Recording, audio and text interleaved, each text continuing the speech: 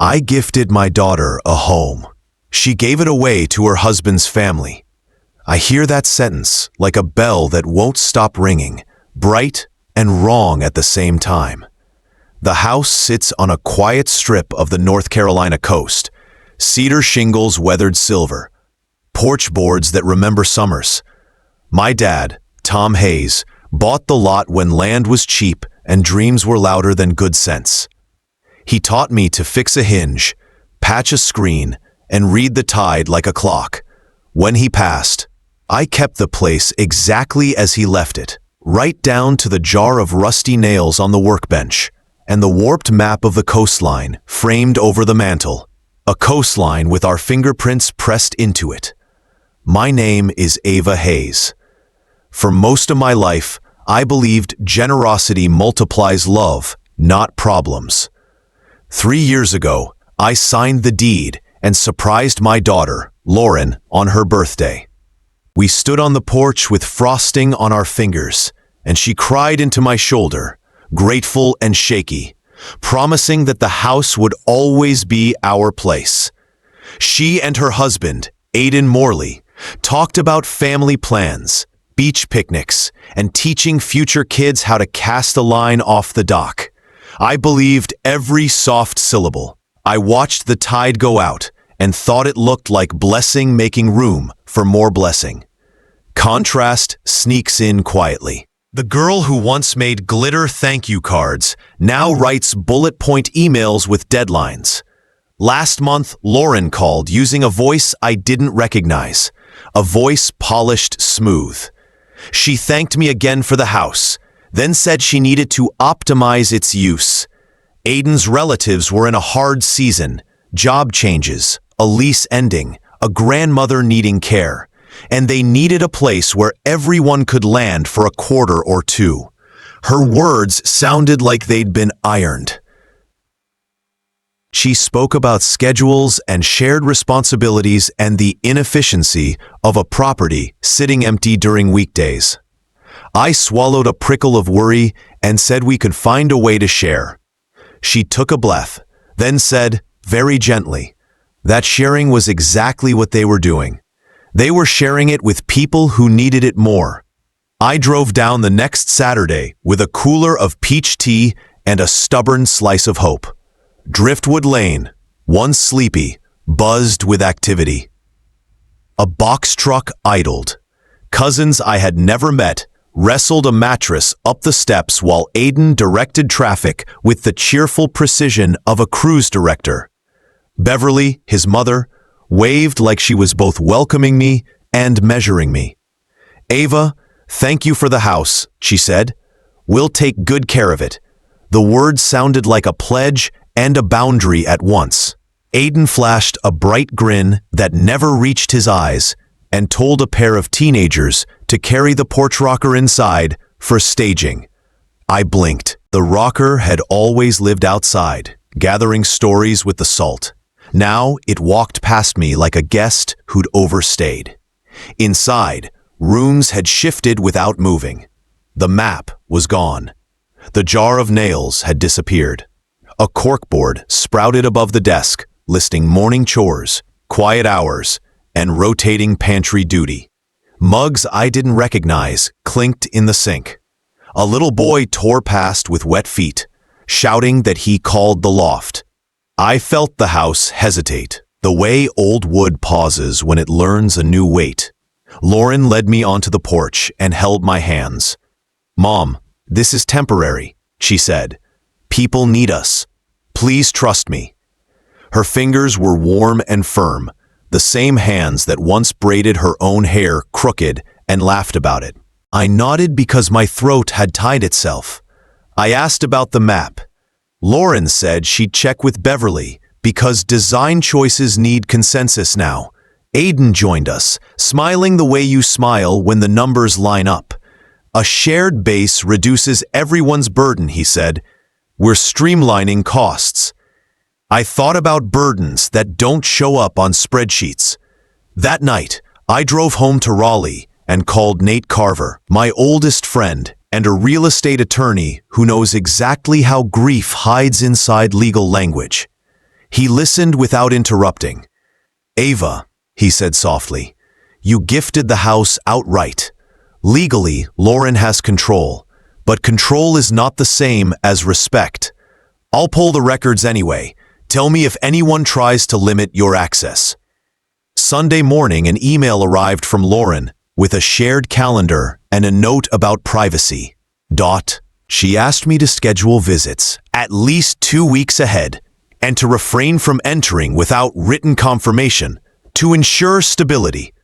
I stared at the screen until my coffee went cold. Then I wrote that I'd come next weekend and bring cinnamon rolls, the ones Dad loved. She replied with a green check beside Saturday, 10 a.m., like we were setting a dentist appointment. I told myself, compromise is a bridge, not a cliff. I drove down with warm rolls and a tin of old photos on the passenger seat. Aiden was installing a keypad lock. He gave me the code like a party favor and mentioned it would change monthly for best practices. Inside, I set the tin on the table and opened it. Lauren leaned over, and for a breath, her face softened into the girl who asked for one more bedtime story. I placed a photo in her hand. Dad, in a sun-faded cap, holding a crooked board with pride.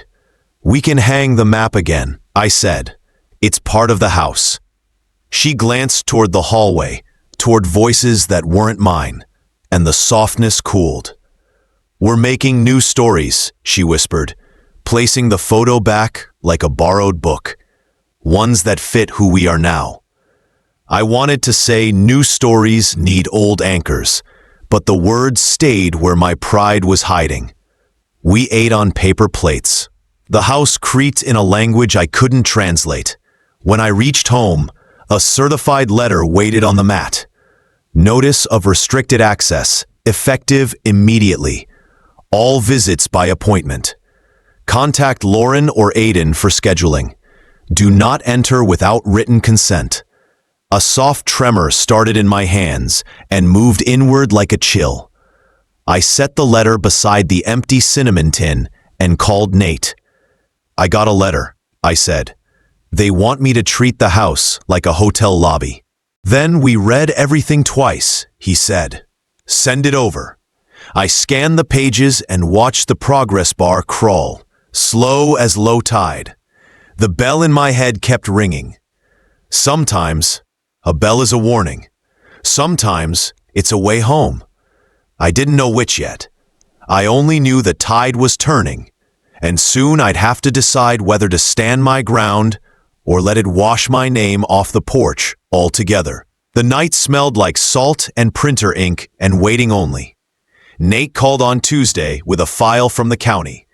His voice careful, the way it gets when the truth might bruise. I had gifted the house outright to Lauren. The deed was clean. But my father had recorded a shoreline covenant years ago, limiting overnight occupancy and prohibiting rentals or major alterations without notice to the association and the county. It wasn't a magic key, but it was a rail to hold. I told Nate I wanted to solve this without a fire. He said rails work best when everyone can see them. I emailed Lauren that night and asked for a family meeting at the house. She replied with a single line, "Saturday, noon." The porch wore a welcome mat I hadn't chosen. Inside, voices braided together, pots clinked, a baby laughed, someone argued over a missing charger. Beverly met me at the door. Lauren stood behind her, hands tucked into the sleeves of my old college sweatshirt. Aiden hovered near the fridge. We sat at the kitchen table, where Dad once taught Lauren to balance quarters on her elbow. I set a tin of cookies in the center. "I'm here to listen," I said, and to ask for the same courtesy. Beverly spoke first. Her mother needed dialysis. One son had lost his job. Another kid was saving for community college. Rent in town had spiked. They needed a soft place to land while they sorted out what came next. Aiden laid out a rotation schedule he'd built. Each cousin had a bunk assignment, shared meals, quiet hours. He called it structured generosity. Lauren kept her expression steady, but her fingers worried the cuff of her sleeve the way she did as a child waiting for a shot. "I hear the needs," I said, "and I need you to hear mine." I slid copies of the covenant onto the table. This house carries restrictions. No rentals, no major alterations, no subleasing, and the occupancy is capped for safety and shoreline protection. Aiden's jaw worked before words arrived. "A covenant from the 80s isn't a lock. We can petition. Petition if you need to," I said. "But until then, we follow the rules." "How many people can stay at once within those rules?" Beverly asked. 8 overnight, I said, including Lauren and Aiden. Their head count topped that by 4. Lauren blinked, calculating, and something complicated passed over her features. Relief braided with dread. I offered a path. "Let's map a timeline. 60 days for everyone to find next steps. I'll help with deposits and first month's rent where needed. I'll drive your mother to appointments twice a week until she stabilizes. In return, we bring the house back within covenant by next weekend. We restore what belongs here, and I have open access with reasonable notice. No keypad surprises." It wasn't a trick. It was a bridge. Beverly's eyes filled and cleared. She nodded. Aiden stared at his schedule like it had betrayed him. Lauren reached for my hand under the table and squeezed once, hard. "Thank you," she whispered. "We can do that." We spent the afternoon making a plan. Cousins searched listings. Aiden called a friend about a short-term rental near the marina.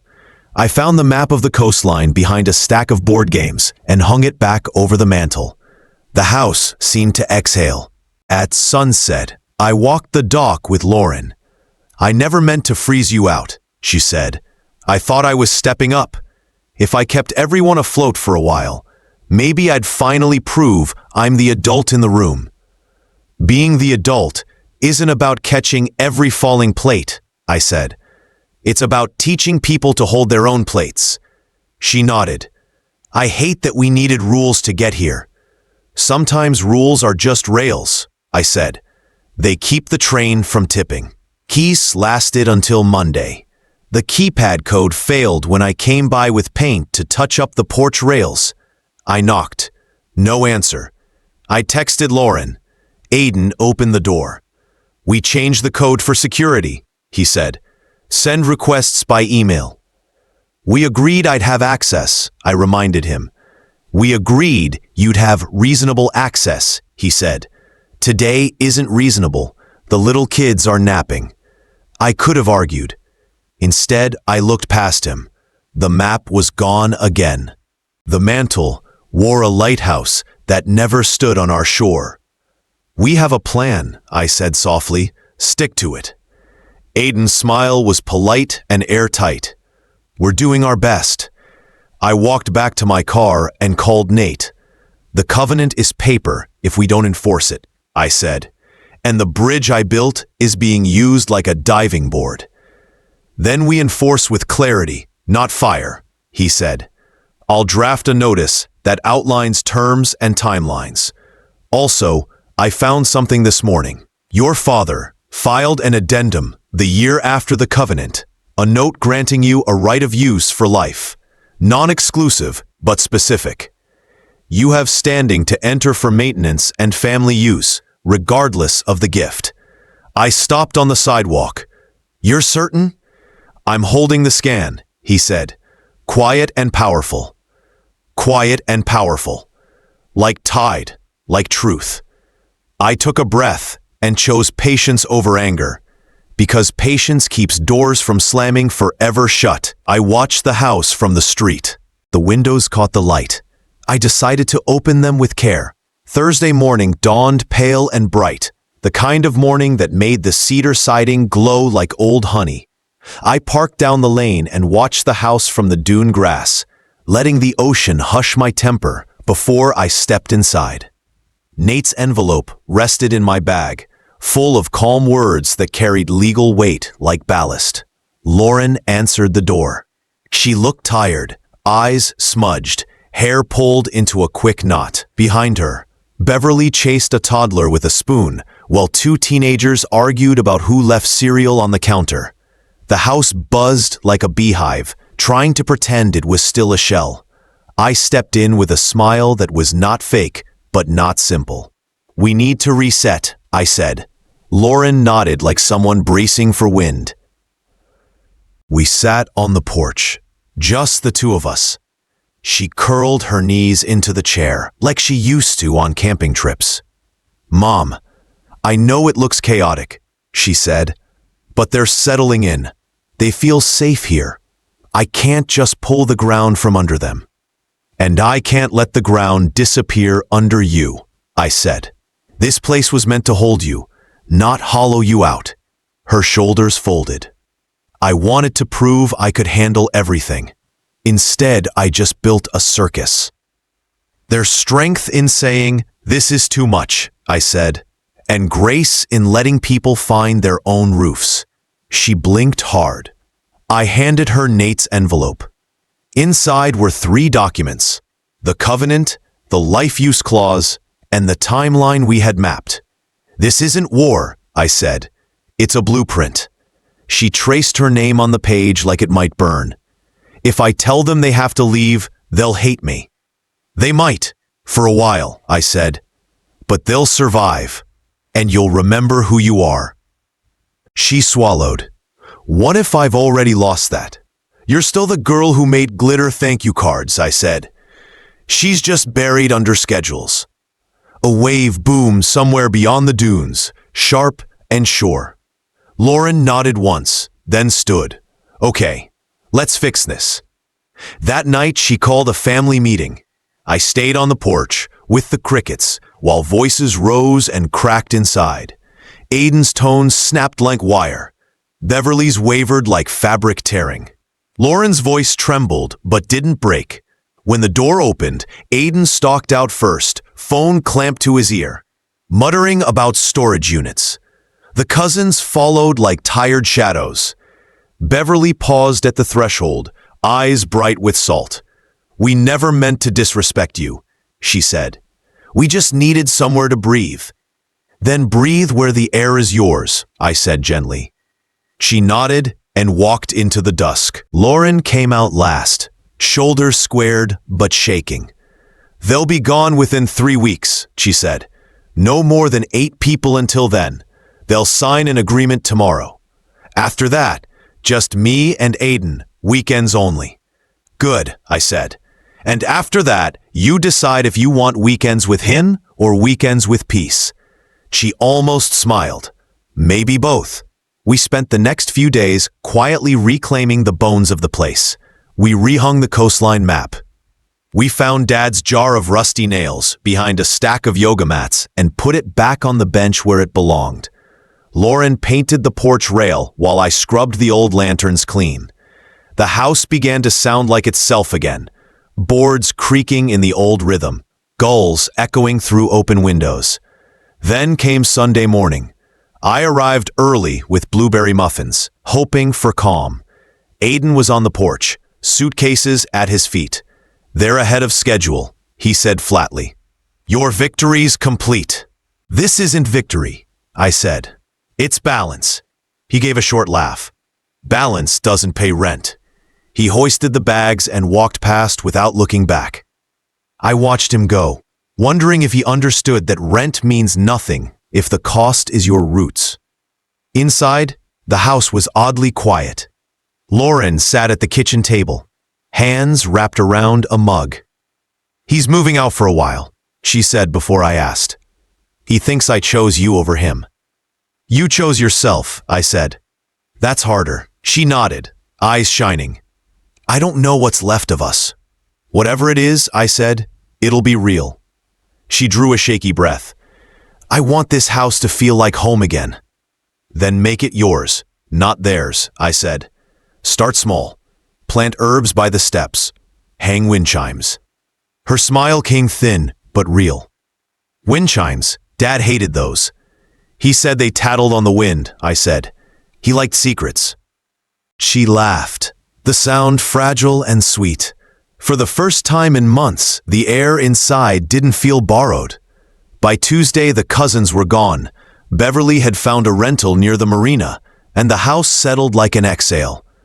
Lauren called me that evening. "It's quiet," she said. "Too quiet, but maybe that's okay." "Quiet isn't empty," I said. "It's space." "Space feels scary," she admitted. "It also makes room for who you're becoming," I said, "and she's worth the space." After we hung up, I sat on my porch in Raleigh and watched the stars wheel like nails, holding the night together. Some bonds bend, some hold. I didn't know yet which kind Aiden would be for Lauren, but I knew the house was steady again. And maybe, just maybe, so was she. 2 weeks later, I drove down to the coast with the windows down, the salt air threading through my hair like a familiar song. The lane was quiet again. No trucks, no strangers hauling coolers, no schedules tacked to the corkboard. Just the house, standing patient and weathered, waiting like it always had. The porch boards sighed under my feet, a sound like welcome. Lauren was there, kneeling by the steps with a trowel and a tray of tiny herb seedlings, basil, thyme, rosemary. She looked up, cheeks smudged with dirt, and smiled in a way I hadn't seen in years. Not polite, not cautious, just real. "Hey, Mom," she said softly, "want to help me plant?" I crouched beside her, pressing soil around roots while gulls wheeled overhead. The garden would be small, but roots don't care about size, only depth. The house watched us, or maybe it just held us, the way it had always held everything. When we finished, Lauren wiped her hands on her jeans and leaned back on her heels. "It feels different now," she said, "like it's breathing again. Maybe it's just finally breathing with you, not against you," I said. Inside, the rooms were themselves again. The map hung straight above the mantel. The jar of nails glinted by the workbench, and the air smelled like wood polish and ocean. The quiet wasn't empty anymore. It was alive. Lauren showed me new curtains she'd sewn from old sailcloth and the driftwood frame she'd made for Dad's photo. There was space on the wall for more frames, waiting for new memories that hadn't yet introduced themselves. We ate grilled cheese on the porch and watched the horizon catch fire as the sun fell. Lauren's shoulders had dropped from her ears. Her laughter came easier.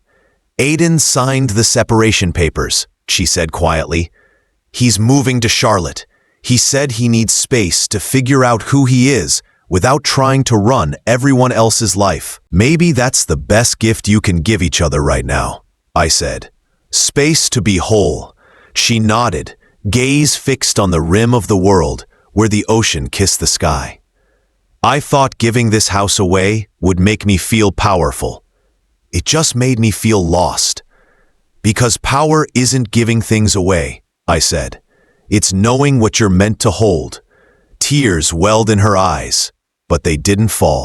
"I want to hold this, not as a burden, as a part of me." "Then do it," I said. "Not because I gave it to you, but because you've chosen it." The night wrapped around us like a soft quilt.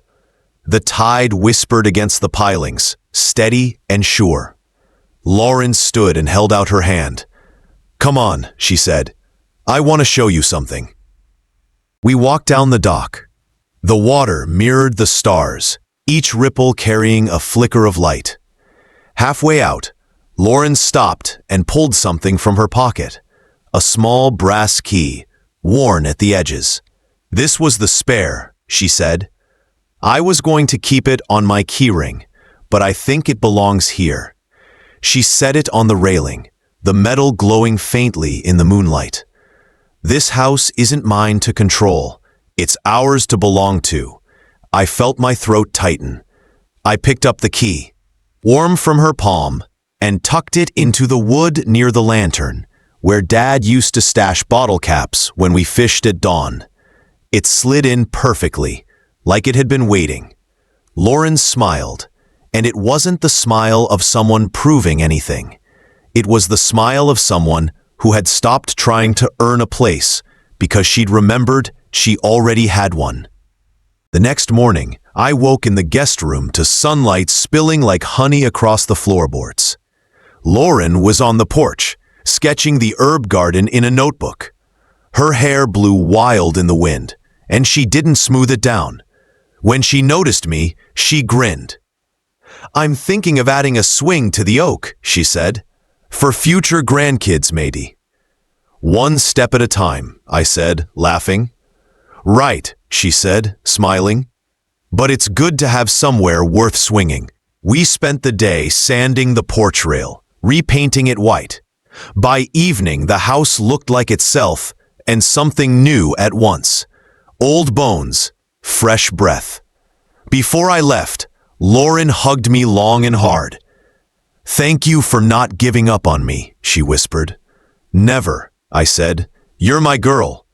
This house was never the legacy. You are." On the drive home, I watched the coastline shrink in the mirror, but it didn't feel like leaving.